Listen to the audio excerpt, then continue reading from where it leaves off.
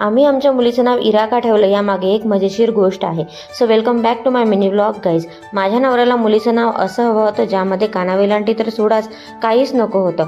मी pregnant होते तेव्हापासूनच आम्ही मुलगा मुलगी दोघांची नावं शोधत होतो. पण माझ्या नवऱ्याची एकच कंडिशन, नाव खूप मोठं नको, एकदम छोटं आणि सिंपल पाहिजे. आम्ही खूप नावं बघितली पण आम्हा दोघांनाही मनापासून आवडेल असं नाव काही सापडत नव्हतं.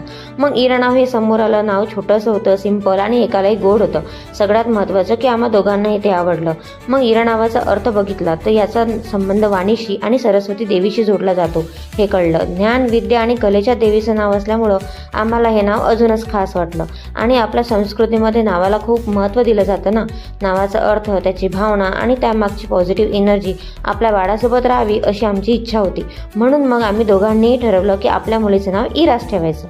आणि आज तिला इरा म्हणून हाक मारताना खरंच वाटतं आम्ही तिच्यासाठी यापेक्षा सुंदर नाव कदाचित शोधूच शकलो नसतो. तर ही होती आमच्या छोट्याशा इराच्या नावामागची स्टोरी. तुम्हाला हे नाव कसं वाटलं आम्हाला कमेंट करून नक्की सांगा. Thank you for watching.